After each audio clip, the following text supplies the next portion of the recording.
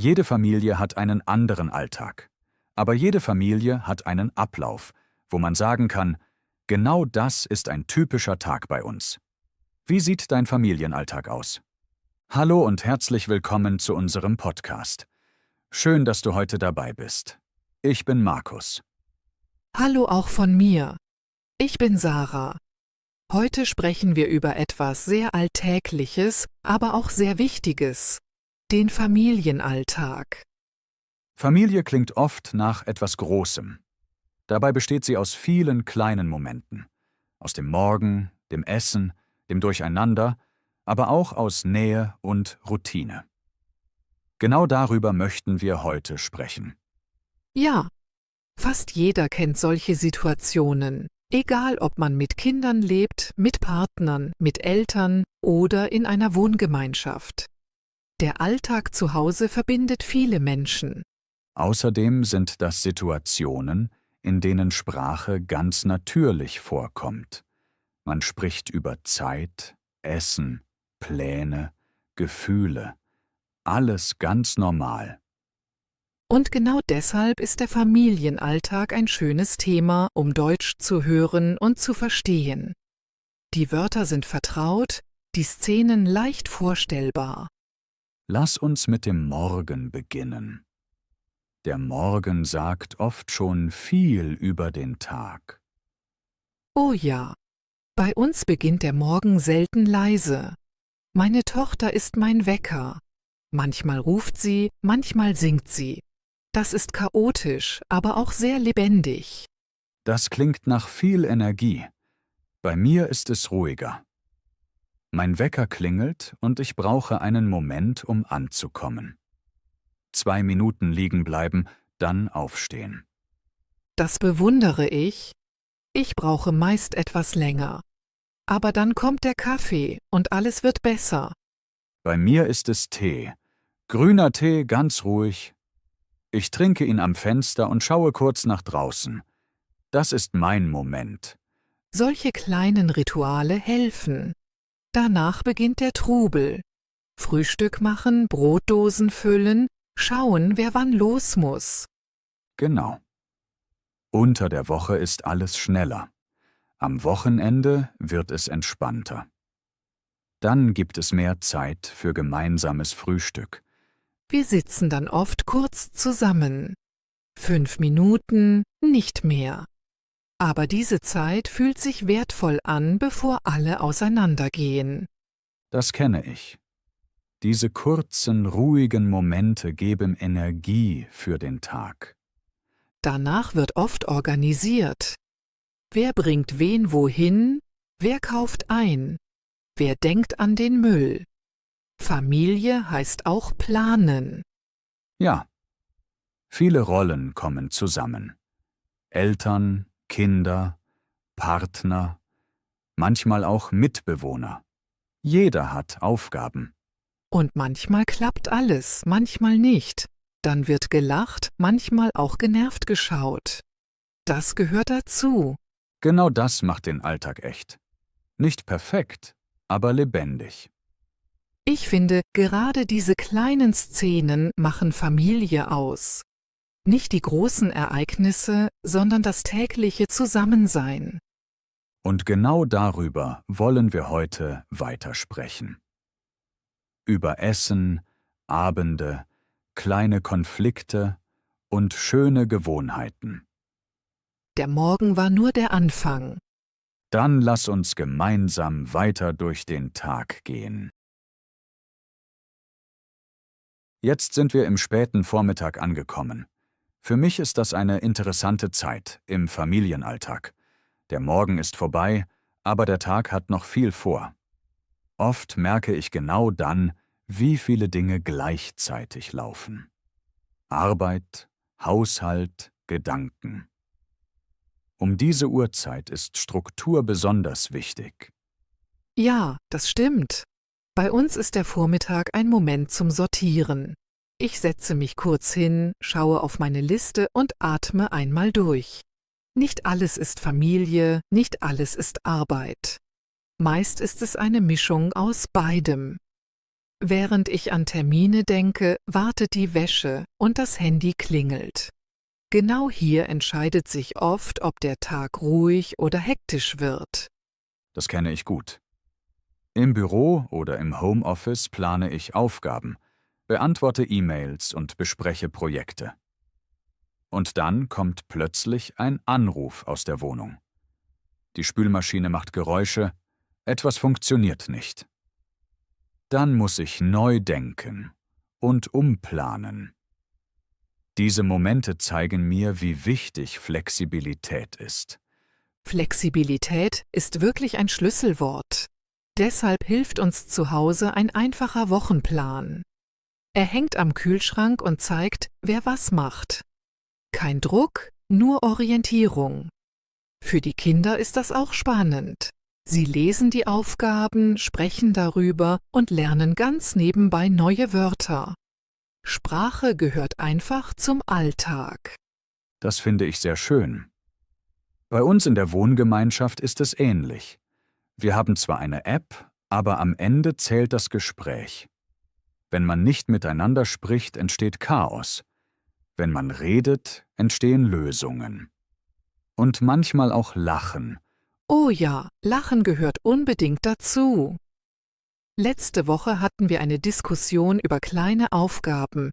Am Ende haben wir alle gelacht und die Stimmung war sofort leichter. Das merken auch die Kinder. Sie lernen, dass man reden kann, auch wenn etwas nicht perfekt läuft. Musik hilft mir in solchen Momenten. Wenn ich Aufgaben im Haushalt mache, schalte ich Musik ein.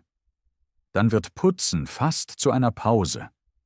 Bewegung, Rhythmus, und plötzlich ist die Arbeit schneller vorbei. Bei uns wird daraus oft eine kleine Familienaktion. Die Kinder tanzen, wir räumen auf. So lernen sie, dass Aufgaben auch Spaß machen können und sie hören ganz nebenbei deutsche Wörter und Sätze. Genau. Sprache passiert nicht nur im Buch. Sie lebt in diesen Momenten. Beim Planen, beim Lachen, beim gemeinsamen Tun. Trotzdem gibt es Tage mit Druck. Man will alles richtig machen. Aber ich lerne, gelassener zu sein. Perfektion ist im Alltag nicht realistisch. Wichtig ist, fair zu planen und sich Pausen zu erlauben. Das sehe ich genauso. Nicht alles muss heute erledigt werden. Ein Schritt nach dem anderen reicht. Wenn ich diesen Teil des Tages zusammenfasse, dann sehe ich 3 Dinge, die helfen: Reden, planen und Humor behalten. Und kleine Routinen, die Halt geben, ohne einzuengen. So bleibt der Familienalltag lebendig und verständlich. Jetzt kommen wir zu einem sehr lebendigen Teil des Familienalltags, der Kommunikation. Für mich ist das der Bereich, in dem an einem einzigen Tag alles passiert. Reden, zuhören, missverstehen, lachen, manchmal streiten und sich wieder versöhnen. Oft beginnt das schon beim Mittagessen. Ja, das kenne ich gut. Am Tisch treffen viele Bedürfnisse aufeinander. Einer möchte erzählen, der Nächste will in Ruhe essen, jemand anderes sucht etwas. Stimmen überschneiden sich und plötzlich ist viel Bewegung im Raum. Das ist nicht immer einfach, aber es gehört dazu. Bei uns ist es oft so, dass mehrere Dinge gleichzeitig passieren. Jemand erzählt begeistert von der Schule, ein anderer fragt nach dem Salz und plötzlich merkt man, dass die Stimmung kippt. Dann ist es wichtig, kurz innezuhalten. Genau. In solchen Momenten hilft mir bewusstes Atmen. Einmal tief einatmen, ausatmen. Danach wiederhole ich ruhig, was ich sagen oder fragen möchte. Das verändert oft schon die Situation. Das ist ein guter Weg. Bei uns merkt man manchmal am Körper, dass etwas nicht stimmt. Jemand sitzt still mit verschränkten Armen. Dann weiß ich, jetzt geht es nicht um Kleinigkeiten. Dann frage ich bewusst und ruhig: Was stört dich gerade? Offene Fragen sind sehr wichtig. Sie zeigen, dass man zuhört und verstehen möchte. Nicht sofort reagieren, sondern erst Raum geben. Humor hilft mir zusätzlich sehr. Wenn die Spannung steigt, versuche ich manchmal, sie spielerisch zu brechen. Ein kleines Wortspiel, eine übertriebene Rolle, ein alberner Satz. Oft reicht das, um alle zum Lächeln zu bringen. Humor wirkt erstaunlich stark. Bei uns hilft er besonders mit Kindern. Einmal wollte mein Sohn partout kein Gemüse essen. Ich habe mit der Soße ein kleines Gesicht auf den Teller gemalt. Das änderte die Stimmung sofort. Er musste lachen und probierte wenigstens einen Bissen. Das ist kreativ. Und es zeigt, dass Kommunikation nicht nur Worte sind. Mimik, Gesten, Tonfall, all das zählt. Trotzdem gibt es Momente, in denen Humor nicht reicht. Dann ist eine Pause wichtig. Jeder geht kurz für sich in ein anderes Zimmer, an einen anderen Ort. Abstand hilft, die Gedanken zu sortieren. Das sehe ich auch so. Nach einer Pause kann man klarer sprechen. Mir hilft dann ein einfacher Satz. Ich sehe, dass du gerade wütend bist. Lass uns später darüber reden. Dieser Satz erkennt das Gefühl an, ohne Druck zu machen. Das ist sehr wertvoll. Gefühle benennen, ohne sie zu bewerten. Das schafft Sicherheit. Und dann gibt es diese typischen Pannen im Familienleben. Kleine Fehler, die im Moment stressig sind, aber später zu Geschichten werden. Oh ja. Einmal brachte mein Mann den falschen Schulranzen nach Hause. Erst beim Öffnen der Brotdose merkten wir es. Die Kinder lachten so sehr, dass sie kaum sprechen konnten. Solche Momente bleiben. Bei mir war es ein Kochversuch. Ich setzte Reis auf, vergaß das Wasser, der Topf rauchte, der Rauchmelder ging los. Seitdem hat dieser Reis bei uns einen eigenen Namen. Genau das meine ich. Fehler passieren. Wenn wir darüber lachen können, verlieren sie ihre Schwere.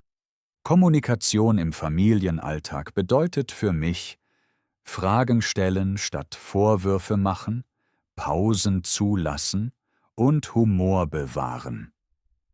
Und akzeptieren, dass nicht jeder Tag ruhig ist. Wichtig ist, wie wir miteinander umgehen. So bleibt die Familie im Gespräch, auch wenn es manchmal holpert. Und genau das macht sie lebendig und stark. Wir haben eben viel über Lachen und lebendige Momente gesprochen. Jetzt möchte ich bewusst langsamer werden. Es geht um Ruhe, um diese stillen Zeiten im Familienalltag, die man oft übersieht, obwohl sie viel Kraft geben. Ja, diese Momente sind nicht laut, nicht spektakulär, aber sie sind wichtig. Bei uns entstehen sie manchmal ganz von selbst. Wir sitzen alle im Wohnzimmer, aber jeder macht etwas anderes. Mein Mann liest Zeitung, die Kinder malen oder bauen etwas und ich sitze da und sticke ein kleines Muster. Niemand spricht. Man hört nur Papier, Stifte, Atmen. Diese Stille fühlt sich warm an. Das klingt sehr friedlich. Bei mir entstehen solche Momente oft am Nachmittag, wenn das Licht weicher wird und durch das Fenster fällt. Dann setze ich mich in den Sessel, mache mir einen Kräutertee und schaue einfach nach draußen. Kein Handy, keine Musik. Nur der Blick und die Gedanken, die langsam werden. Genau das meine ich. Viele denken, Familie ist immer laut. Aber leise Nähe ist genauso stark. Man muss nicht reden, um verbunden zu sein. Ich erinnere mich an einen Moment, da lehnte meine Tochter lange an meinem Bein. Wir sagten kein Wort. Später sagte sie nur, das war schön. Da wusste ich, Stille kann Nähe schaffen. Das berührt mich. Kinder spüren Ruhe oft sehr direkt, vielleicht sogar stärker als Erwachsene. Deshalb versuche ich, solche Pausen bewusst zu schützen. Manchmal lege ich einen Zettel auf den Küchentisch. Bitte leise Zone. Das ist kein Verbot, eher eine Einladung. Das ist eine schöne Idee. Bei uns gibt es ein kleines Ritual. Wir haben eine Klangschale. Wenn ich sie sanft anschlage, wissen alle, jetzt wird es ruhig. Der Ton ist weich, fast magisch. Die Kinder mögen das sehr. Das gefällt mir. Stille braucht manchmal ein Zeichen. Nicht streng, sondern freundlich. Auch Licht kann helfen. Weniger Helligkeit, weniger Stimmen. Ja, und in der Stille passiert etwas im Inneren. Gedanken kommen hoch, Erinnerungen, manchmal auch Sorgen. Ich versuche dann, nichts festzuhalten. Ich atme und lasse die Gedanken weiterziehen. Wenn etwas wichtig bleibt, schreibe ich es später auf. Das mache ich ähnlich. Ein kleines Notizbuch hilft mir, den Kopf zu leeren. Danach fühlt sich alles klarer an. Ich finde auch, Stille hilft bei Konflikten. Wenn die Stimmung angespannt ist, bringt ein kurzer, stiller Moment oft mehr als viele Worte. Absolut. Ein Gang ans Fenster, frische Luft, ein paar Atemzüge. Danach spricht man anders. Besonders abends liebe ich diese Ruhe. Im Sommer sitze ich oft im Garten. Die Kinder schlafen, die Luft ist warm, Grillen zirpen. Ich gieße Blumen und höre das Wasser. In diesen Minuten fühle ich Dankbarkeit. Bei mir war es letzten Winter ähnlich. Dicker Schnee fiel. Wir standen am Fenster, niemand sprach. Alles war gedämpft. Diese 10 Minuten haben den ganzen Tag verändert. Stille ist wie ein kleiner Urlaub mitten im Alltag. Ja, und sie ist überall möglich, wenn man sie zulässt. Wir sind nun beim Abend angekommen, meiner liebsten Tageszeit. Mir auch. Der Tag legt sich langsam schlafen. Und wir mit ihm. Wie beginnt euer Abendritual? Um 5:30 rufe ich: Abendessen. Dann kommen alle aus ihren Ecken. Habt ihr einen festen Speiseplan?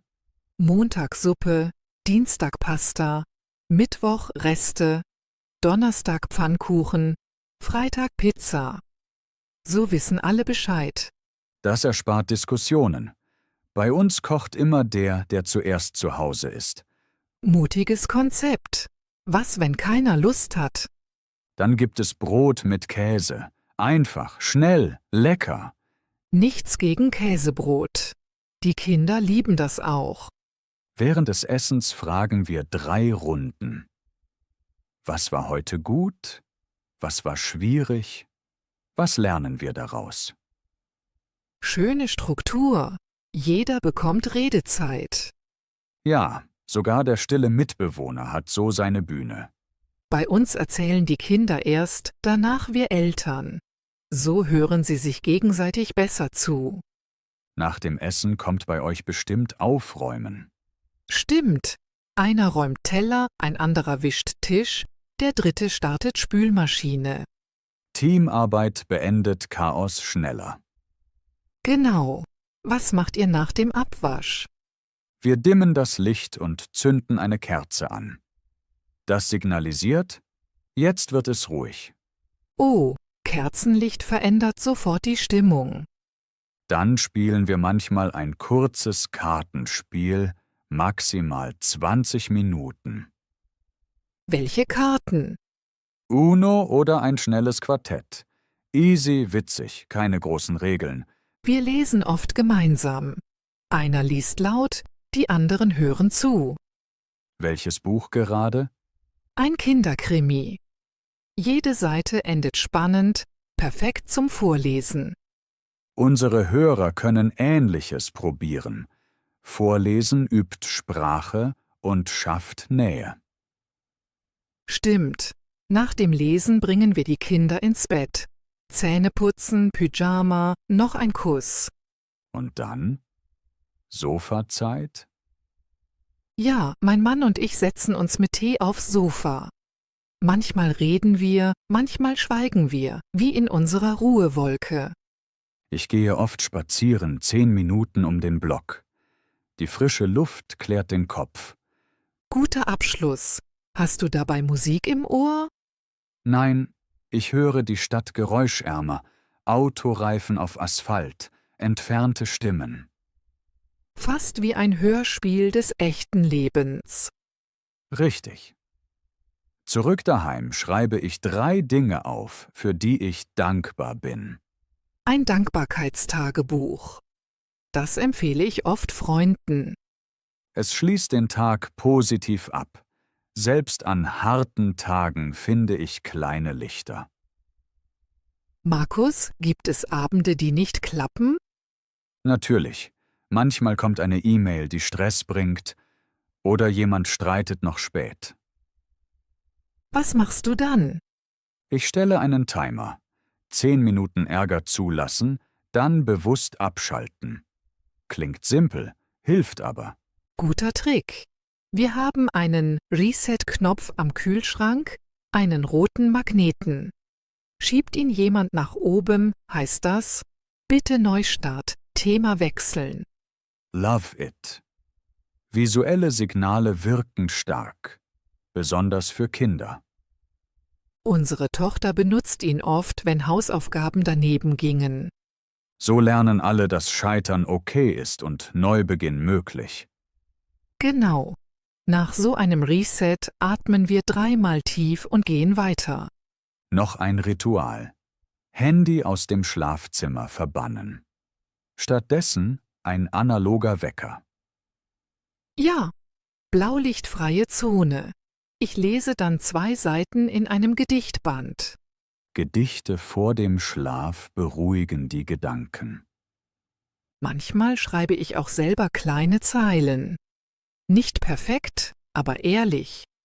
Vielleicht hören wir eines Tages hier ein Sarah-Gedicht. Wer weiß.